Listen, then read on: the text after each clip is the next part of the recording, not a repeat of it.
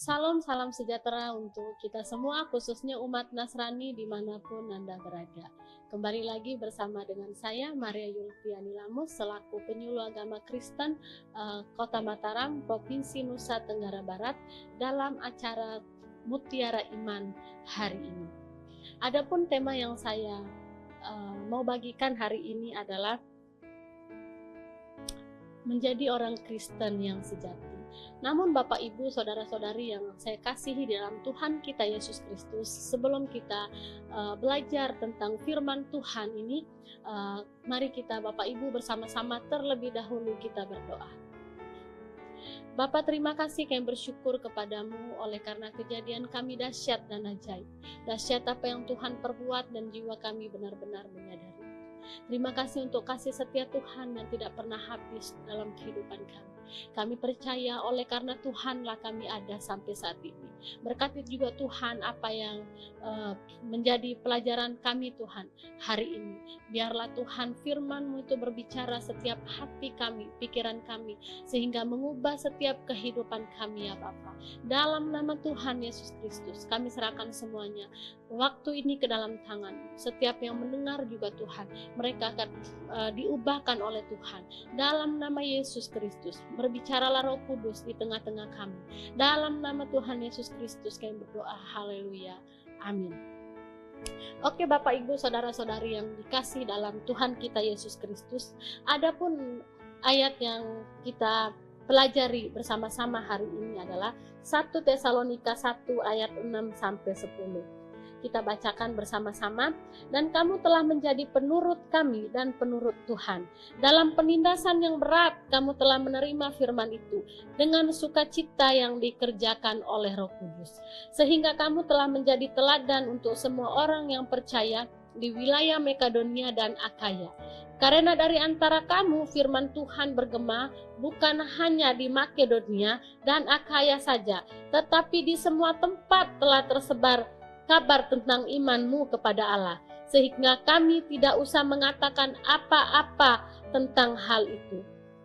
Sebab mereka sendiri bercerita tentang kami, bagaimana kamu sambut dan bagaimana kamu berbalik dari hal berhala-berhala kepada Allah untuk melayani Allah yang hidup dan benar, dan untuk menantikan kedatangan anaknya dari sorga yang telah dibangkitkannya dari antara orang mati, yaitu Yesus, yang menyelamatkan kita dari murka yang akan datang.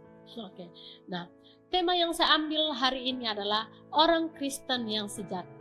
Bapak, Ibu, saudara-saudari, perlu kita ketahui, kalau ada yang namanya orang Kristen yang sejati, tentu ada juga yang namanya orang Kristen yang tidak sejati. Nah, dari ayat firman Tuhan ini kita belajar, apa sih ciri-cirinya orang Kristen yang sejati. Jadi di 1 Tesalonika 1 ayat 6 sampai 10, ada tiga hal yang menjadi ciri-ciri kita sebagai orang percaya, orang-orang Kristen yang sejati di dalam Tuhan. Di ayat 6 sudah dituliskan bahwa orang Kristen yang sejati adalah yang pertama, selalu siap menerima firman Tuhan dalam segala keadaan. Nah, kita lihat di ayat 6 ada kata penindasan yang berarti penganiayaan, tekanan, kesusahan, dan kesulitan. Tapi Rasul Paulus di sini mengatakan bahwa dalam penindasan yang berat jemaat, kamu jemaat Tesalonika telah menerima firman Tuhan dengan sukacita yang dikerjakan oleh Roh Kudus, bukan tanpa alasan. Jadi dalam penindasan yang berat, jemaat Tesalonika ini dia menerima firman Tuhan dengan sukacita oleh pekerjaannya Roh Kudus. Pernyataan Paulus ini berhubungan dengan keadaan Tesalonika, di mana ketika Rasul Paulus memberitakan Injil di sana, telah terjadi keributan yang dilakukan oleh orang-orang yang tidak percaya. Yaitu orang-orang yang percaya kepada Yesus Kristus tidak disenangi atau dibencinya.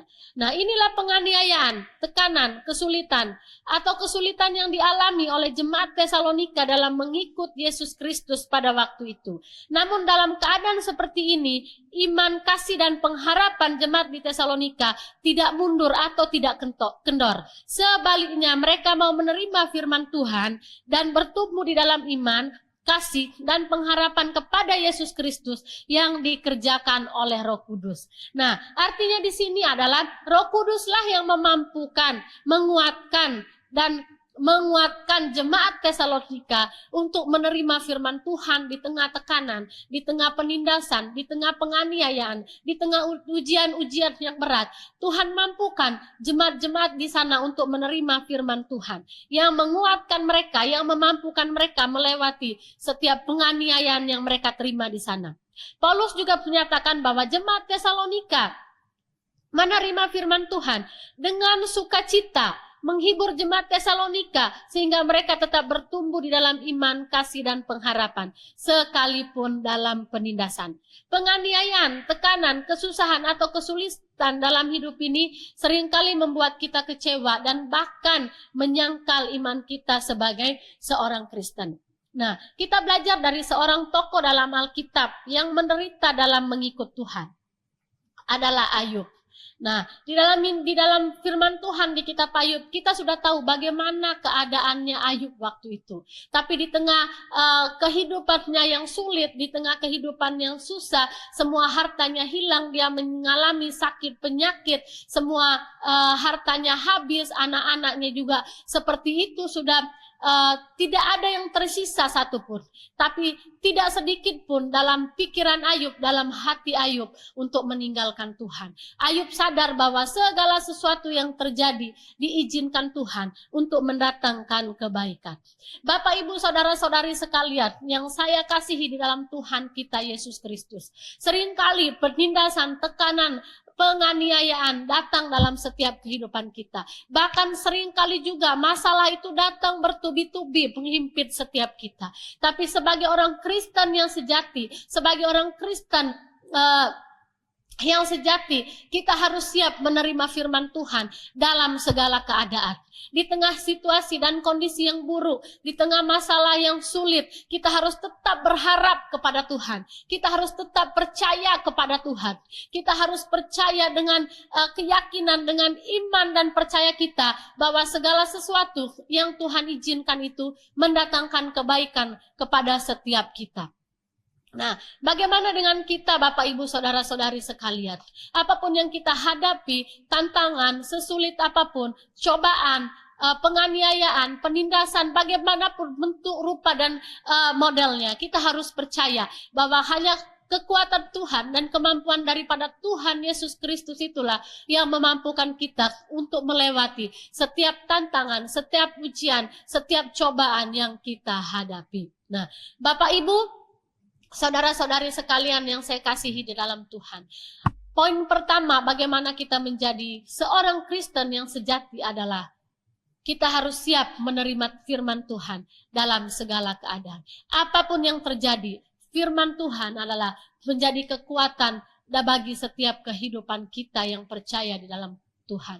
Apapun yang terjadi, firman Tuhan adalah menjadi batu karang dasar kehidupan kita yang kokoh di dalam Tuhan. Sehingga sehebat apapun badai, kita tidak akan tergoyahkan. Karena apa? Karena firman Tuhan itu hidup di dalam hati kita. Yang kedua, Bapak, Ibu, saudara-saudari, bagaimana kita menjadi orang Kristen yang sejati? Yang kedua adalah ayat firman Tuhan di sini mencatat bahwa hidup yang menjadi teladan bagi banyak orang. Ayat 7-8. Paulus mengatakan bahwa kehidupan jemaat Tesalonika telah menjadi teladan bagi semua orang percaya di Makedonia dan Akhaya. Bukan saja kedua provinsi itu, akan tetapi kemana saja mereka pergi, keyakinan mereka kepada Allah sudah terkenal. Wow, luar biasa ya Bapak, Ibu, saudara-saudari. Kita lihat bagaimana kehidupan jemaat Tesalonika ini di tengah tantangan, di tengah situasi yang sulit, di tengah penganiayaan, di tengah penindasan, mereka menjadi teladan. Alkitab mencatat bahwa kehidupan mereka menjadi teladan, bukan saja di Makedonia dan Akhaya, tetapi kemana saja mereka pergi, keyakinan mereka kepada Allah sudah menjadi terkenal. Bukankah ini hal yang luar biasa, Bapak, Ibu? Perlu kita ingat bahwa Jemaat Tesalonika di sini menjadi teladan bukan di saat keadaan mereka sedang baik-baik saja, bukan di saat mereka tidak punya masalah, bukan di saat mereka tidak punya tekanan, bukan di saat mereka tidak mengalami himpitan masalah, ujian dan cobaan, tetapi justru di tengah-tengah situasi penganiayaan, kesulitan, mereka dibenci, mereka dianiaya, mereka tidak disukai, kehidupan mereka menjadi teladan bagi semua orang. Firman Tuhan bilang, bukan hanya di 2 provinsi itu, tetapi kemana saja mereka pergi, sudah tersiar, terkenal bahwa hidup mereka adalah hidup yang takut akan Tuhan. Nah, bahkan bukan hanya menjadi teladan, tetapi juga melalui kehidupan jemaat di Tesalonika, semua tempat firman Tuhan bergema dan iman mereka tersiar. Itu ada di ayat 8. Yang menariknya untuk diperhatikan adalah daerah Makedonia dan Akhaya yang disebutkan juga di dalam teks ini. Jadi tersiar kabar di sana tentang iman mereka di dalam Tuhan. Nah, bila kita perhatikan di sini peta perjalanan misi Rasul Paulus dalam memberitakan Injil, maka jarak antara Makedonia dan Akhaya begitu jauh.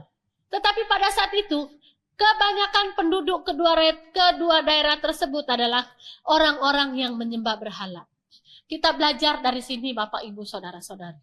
Mereka menjadi teladan di tengah kehidupan orang-orang yang tidak mengenal Tuhan. Mereka menjadi teladan di tengah kehidupan orang-orang yang menyembah berhala. Kita lihat di tengah situasi, di tengah kondisi yang sulit, di tengah penganiayaan, di tengah penindasan, kehidupan mereka menjadi teladan. Tersiar di seluruh tempat tentang iman dan percaya mereka kepada Tuhan. Nah, iman jemaat Tesalonika tidak hanya bergema di kedua provinsi itu, tetapi di semua tempat. Di semua tempat tersiar kabar tentang iman dan percaya mereka kepada Tuhan. Bagaimana kita tuh? Bagaimana kehidupan kita? Bagaimana dengan kita? Sudahkah kita menjadi teladan? Bagaimana kehidupan kita ketika kita berada dalam tekanan? Ketika kita sedang berada dalam penganiayaan? Ketika sedang mengalami masa-masa sulit, situasi kondisi yang tidak memungkinkan, bagaimana? Masih bisakah kita menjadi teladan untuk kehidupan orang-orang yang tidak mengenal Tuhan? Masihkah kita bisa menjadi teladan untuk lingkungan kita, untuk orang-orang di sekitar kita, atau bahkan malah sebaliknya? Mari Bapak Ibu Saudara-saudari, kita sama-sama belajar. Apapun yang terjadi, apapun yang kita hadapi, apapun yang sedang kita lalui, dengan iman dan percaya, mari kita terus berharap kepada Tuhan. Kita terus taruh iman dan percaya kita di dalam Tuhan. Sehingga dengan demikian, kehidupan kita menjadi teladan bagi semua orang. Yang berikut Bapak Ibu Saudara-saudari, kita sudah belajar tentang 2 hal. Poin yang terakhir di sini adalah kehidupan orang Kristen yang sejati. Yang terakhir adalah pertobatan yang nyata. Jadi ada yang dilihat dari pertobatan kita sebagai orang Kristen, sebagai orang percaya, sebagai pengikut Kristus, sebagai orang-orang yang percaya kepada Tuhan. Di ayat 9 dan 10. Dan bagaimana kamu berbalik dari berhala-berhala kepada Allah? Bapak Ibu Saudara-saudari, kata berbalik di sini atau kembali ini penting untuk diperhatikan. Di mana di sini Rasul Paulus memberikan penekanan yaitu berbalik dari berhala-berhala kepada Allah. Berbalik dari kehidupan yang penuh dengan dosa, di mana di dalamnya terdapat pelanggaran, terdapat penyembahan berhala, tapi berbalik kepada Allah. Berbalik kepada kehidupan kepada Kristus, berbalik kepada kebenaran, berbalik kepada hal-hal yang menyenangkan hatinya Tuhan. Pernyataan ini menunjukkan satu pola atau cara hidup yang jelas, berbeda dari sebelumnya. Jadi kata berbalik Bapak Ibu Saudara, kita berpindah dari posisi yang sebelumnya. Kalau dulu kita menghadap kepada berhala-berhala, tapi ketika kita berbalik kepada Tuhan, kita membelakangi hal-hal yang berhala dan menghadap kepada Kristus. Kalau dulu jemaat Tesalonika menyembah berhala, maka sekarang mereka menyembah dan melayani Allah yang hidup dan yang benar. Mereka juga menaruh iman dan harapan mereka kepada Tuhan, di mana mereka menanti-nantikan kedatangan Yesus Kristus itu yang menyelamatkan mereka. Inilah pertobatan yang nyata, yang bisa kita lihat, kita bisa pelajari dari kehidupan jemaat Tesalonika. Yang pertama, dia bilang dulu mereka tersesat, tidak tahu apa-apa. Namun sekarang mereka telah kembali kepada Allah yang hidup dan yang benar. Yang kedua, mereka tidak mau lagi menyembah berhala dan melayani berhala-berhala itu. Tetapi mereka hanya mau menyembah dan melayani Allah yang hidup dan yang benar sambil menanti-nantikan kedatangan Kristus yang kedua kali. Bapak, Ibu, Saudara-saudari yang saya kasihi dalam Tuhan kita Yesus Kristus. Bagaimana kehidupan pertobatan kita? Bagaimana kehidupan kita setelah kita mengenal Tuhan dan sebelum kita mengenal Tuhan? Adakah buah pertobatan yang ada dalam diri kita? Adakah hal yang bisa dilihat? Bagaimana kehidupan kita sebelum mengenal Kristus dan sudah mengenal Kristus? Adakah pertobatan yang nyata dalam diri kita? Sehingga membuat orang yang tidak mengenal Kristus melihat Kristus melalui diri kita. Mari Bapak Ibu sama-sama kita belajar. Hal terakhir ini, poin terakhir ini yang perlu kita ketahui adalah bagaimana kehidupan kita, buah pertobatan yang nyata, yang bisa dilihat, dan yang bisa dirasakan oleh semua orang.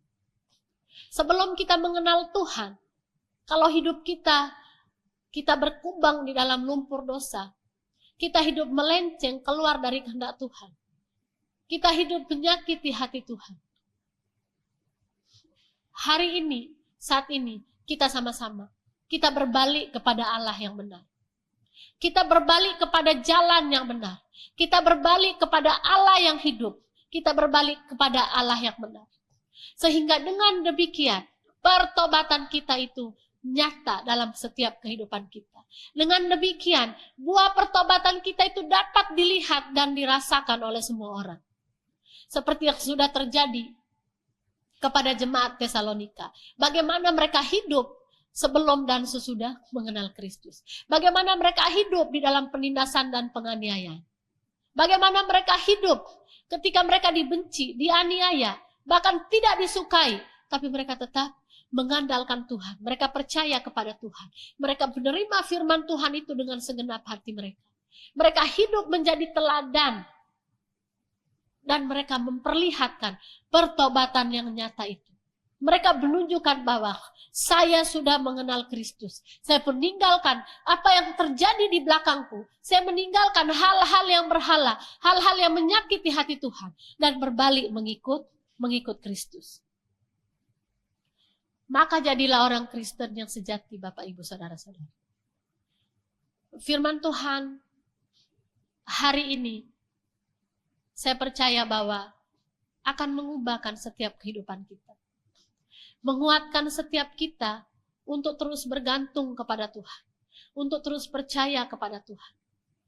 Kita tidak bisa mengandalkan kekuatan kita sendiri untuk melewati badai, melewati tantangan, melewati ujian, melewati cobaan yang kita hadapi.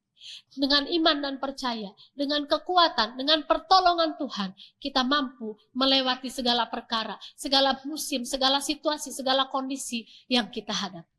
Mari jadilah orang Kristen yang sejati. Dengan demikian, yang pertama, kita harus siap, selalu siap menerima firman Tuhan dalam segala keadaan. Yang kedua, hidup kita menjadi teladan bagi banyak orang. Dan yang terakhir adalah pertobatan yang nyata. Sekian firman Tuhan hari ini. Bapak, Ibu, Saudara-saudari yang saya kasihi dalam Tuhan. Mari sebelum kita menutup siaran mutiara iman pada hari ini, kita sama-sama berdoa. Bapa, terima kasih, kami bersyukur kepadamu. Kami percaya firman-Mu lah yang akan menguatkan setiap hati kami. Firman-Mu Tuhan yang membuat kami terus bergantung dan percaya kepada Tuhan. Sehingga kami terus berjalan dalam kebenaran. Ajar kami untuk terus Tuhan hidup menjadi orang Kristen yang sejati. Di mana kami dalam segala keadaan kami siap menerima firman Tuhan. Dan kami menjadi teladan bagi banyak orang. Dan buah pertobatan itu nyata, ada, dapat dilihat dan dirasakan oleh banyak orang. Dalam nama Tuhan Yesus Kristus. Terpujilah kiranya Engkau Tuhan Yesus. Dari dulu, sekarang, sampai selama-lamanya. Berkati Tuhan, siapapun yang mendengar firman-Mu hari ini.